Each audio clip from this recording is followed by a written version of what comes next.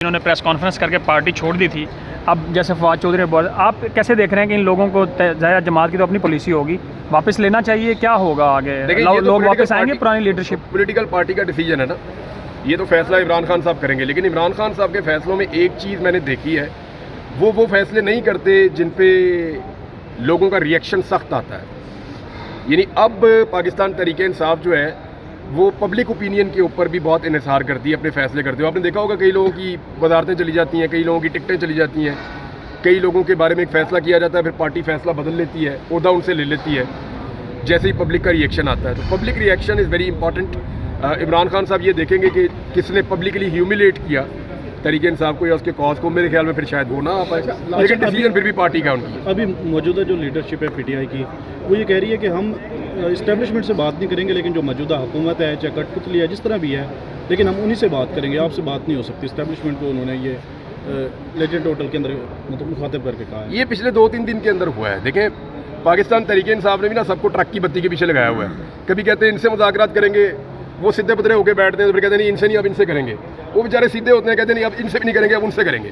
تو تحریک انصاف نے مذاکرات ابھی کوئی نہیں کرنے, مجھے جو نظر آ رہا ہے وہ صرف ٹائم گین کر رہی ہے, کبھی اس کو کہہ کر, کبھی اس کو کہہ کر, کبھی اس کو کہہ کر. ابھی یہی تحریک انصاف 2 دن پہلے کہہ رہی تھی ہم تو بات کریں گے اسٹیبلشمنٹ سے, کیونکہ حکومت کے تو پلے کچھ نہیں ہے.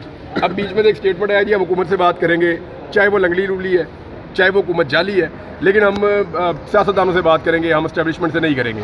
اب ایک نیا اسٹیٹمنٹ آیا. تو یہ تحریک انصاف نے بھی ٹرک کی بتی کے پیچھے لگایا ہوا ہے سب کو.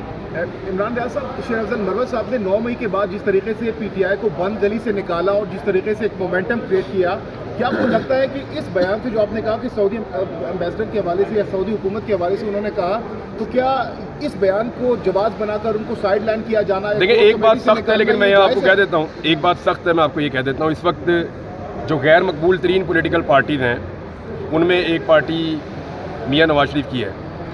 کیا شیر افضل مروت آج نکلیں میاں نواز شریف کے لیے پورے خیبر پختونخوا میں لوگوں کو نکال پائیں گے؟ نہیں نکال پائیں گے. تو پہلے کیوں نکال لیا تھا؟ عمران خان کی وجہ سے. بس بات آپ نے خود ہی جواب دے دیا ہے.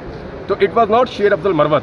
انہوں نے ہمت دکھائی, انہوں نے بہادری دکھائی, وہ نکل کے باہر آئے.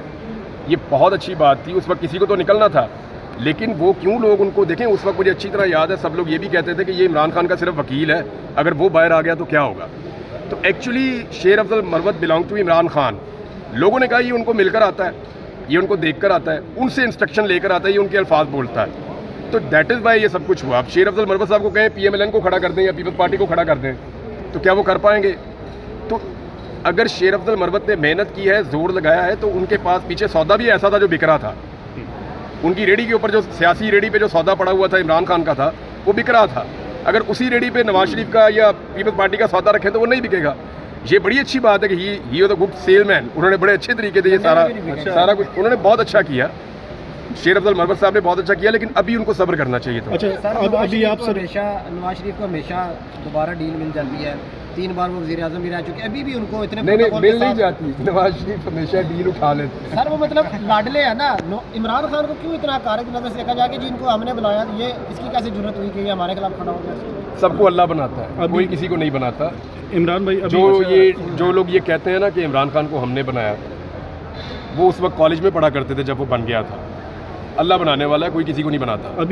ابھی آپ لاہور میں ہیں, ضمنی انتخابات ہوئے ہیں, مریم نواز کی بڑی تعریف کی گئی ہے کہ ان کی وجہ سے یہ پنجاب کے اندر الیکشن جیتے ہیں. آپ ان کی کارکردگی کو کیسے دیکھ رہے ہیں؟ لاہور میں الیکشن کرواؤ صرف, پھر دیکھو کارکردگی. الیکشن کروا کے بتائیں نا کارکردگی. الیکشن تھا, یہ تو جبر ایکشن تھا, الیکشن تو تھا ہی نہیں ہے. اچھا, جیسے آپ نے کہا کہ شیر افضل مروت صاحب کے پاس سودا ایسا تھا کہ بکتا تھا, وہ عمران خان صاحب سے مل کے آتے تھے, تو باقی بھی لوگ مل کے آتے ہیں. کل 9 مئی تھا, میں نے آپ سے کہا نا he was a good salesman. میں نے آپ سے ایک اور بات بھی کی کہ بہت اور لوگ بھی مل کر آتے ہیں, لیکن جو شیر افضل نے کیا وہ باقی لوگ نہیں کر پائے. دیٹ از وائی میں نے ان کی تعریف کی. تو لیکن اس وقت سچویشن ایسی ہے کہ شیر افضل مروت صاحب سے غلطی ہو گئی ہے, انہوں نے خود اس کا اعتراف بھی کیا ہے. تو ابھی ان کو نا خاموش رہنا چاہیے تھوڑا سا. شیر افضل مروت اس وقت پاکستان تحریک انصاف کے بڑے قد والے سیاستدان تو بن گئے ہیں. ابھی آپ نے سیلز مین بھی بول دیا. یہ بتائیں کہ شیر افضل مروت نے 2 بڑی سٹیٹمنٹس دی ہیں, ایک سعودیہ کے حوالے سے, دوسرا بلوچستان میں کوئی اڈے کے حوالے سے بھی دی ہے. اچھا, مجھے بڑی خوشی ہوئی اس بات پہ جب دلوائے گئے ہیں یہ جو اسٹیٹمنٹ دیا نا D G I S P R نے, مجھے اس پوری پریس کانفرنس میں ایک ہی اسٹیٹمنٹ پسند آیا. के लिए हमने अड्डे नहीं दिए, ना हम देने जा रहे हैं। दिस इज़ मी, मैं इमरान रियाद, यानी मैं इस बात में मानता ही नहीं कि मेरे मुल्क की सरजमीन को कोई और इस्तेमाल करे, या मेरे लोगों को मारा जाए, या मेरी ज़मीन को इस्तेमाल करके किसी और को मारा जाए। हम किसी जंग का हिस्सा नहीं हमें बनना चाहिए, हमें अमन का हिस्सा बनना चाहिए। तो मेरे लिए तो ये बहुत खुशी की बात थी। तो ये अच्छी बात है कि क्लैरिटी के साथ DGI SPR ने कह दिया, उम्मीद करते हैं कि ऐसे ही रहेगा। Thank you. Thank you very much.